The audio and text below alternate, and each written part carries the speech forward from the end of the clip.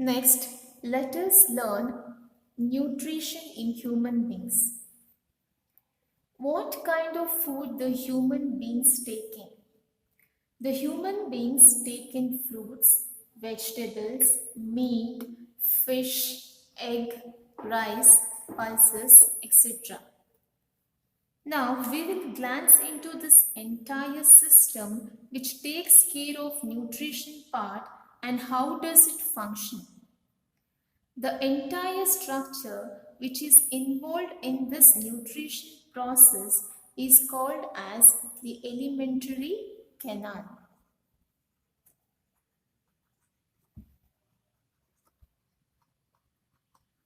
or it is known as the digestive tract.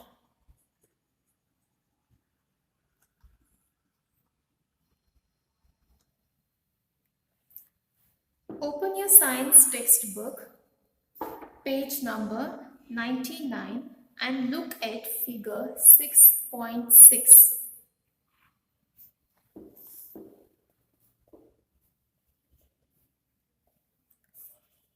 Alimentary canal extends from mouth to anus.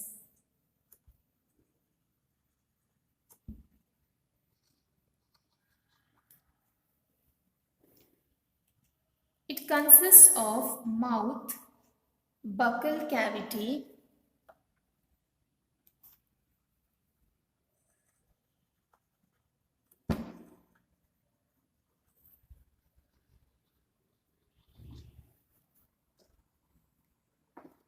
next esophagus, stomach,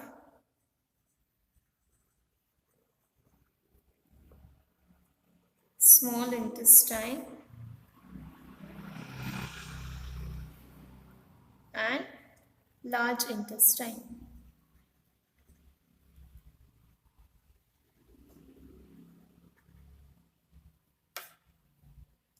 These are the parts of alimentary canal.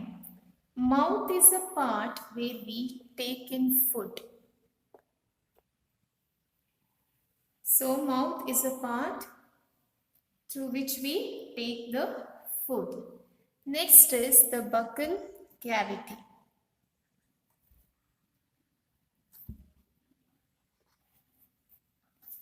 Buccal cavity is a space surrounded by the teeth, tongue, cheeks, and the saliva.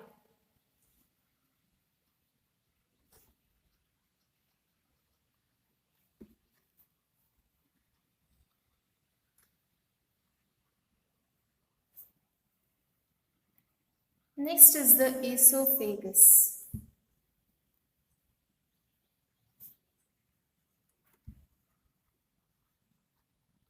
Esophagus is a food pipe. Is a food pipe which carries the food to the stomach. Then next is the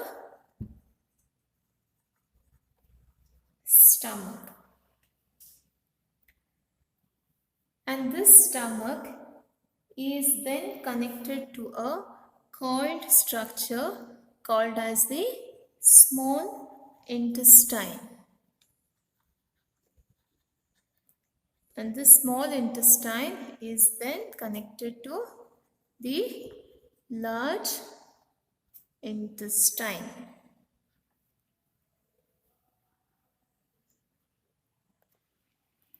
Now let us see how these parts function. As I told you, mouth is a part through which the food is taken inside.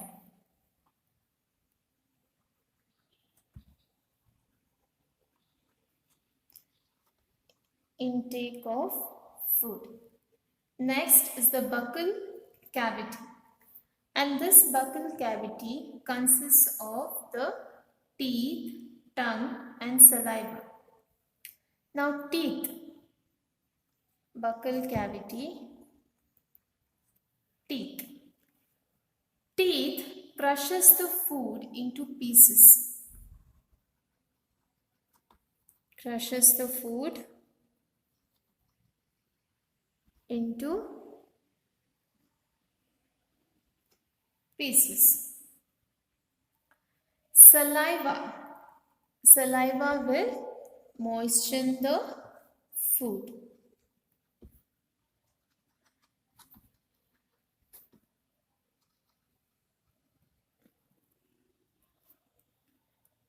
And this saliva, it contains the enzyme called as the salivary amylase, which converts starch into sugar. This saliva contains the enzyme salivary amylase, which converts starch into sugar. The food that we take is the complex food. Starch is made up of many glucose molecules joined together.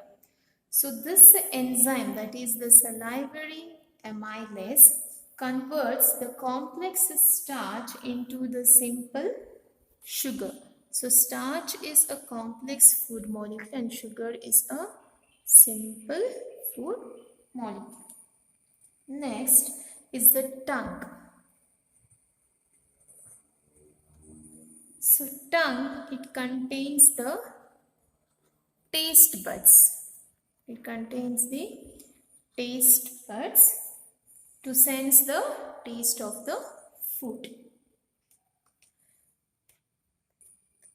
After buccal cavity, it is the esophagus. As I told you, it is a food pipe. It helps the food to move down to the stomach. There are muscles present in the walls of this food pipe. These muscles keep contracting and expanding. This contraction and expanding are called as the rhythmic movement. The contracting and expanding. Okay, contracting and expanding of the muscles. So it is also called as the rhythmic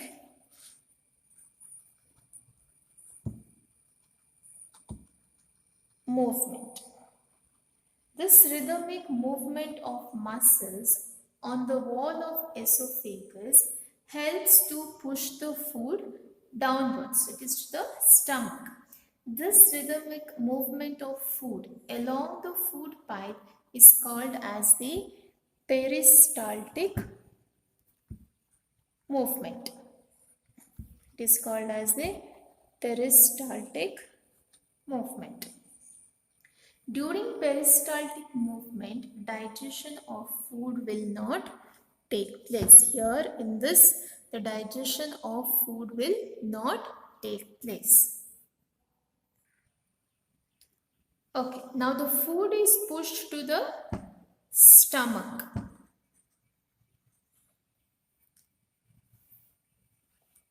Stomach is an organ which expands as food enters from the food pipe. Stomach contains the gastric glands. It contains the gastric glands.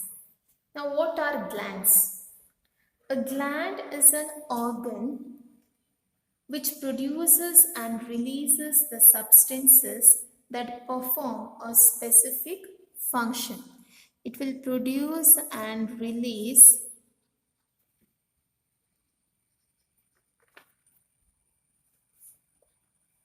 substances that perform a specific function. So these gastric glands secrete enzymes such as pepsin, as well as the hydrochloric acid and the mucus.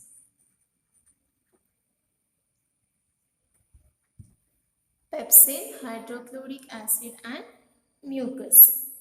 Enzyme pepsin helps in the digestion of proteins. Enzyme pepsin helps in the digestion of proteins.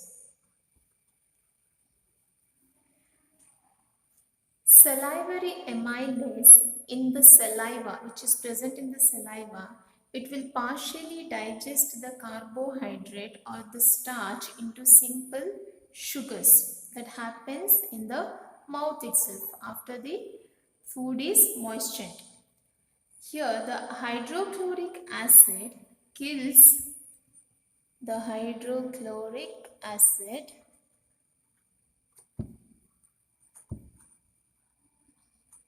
called as HCl. It kills the microbes or the bacteria present in the food. Kills the microbes or the bacteria present in the food.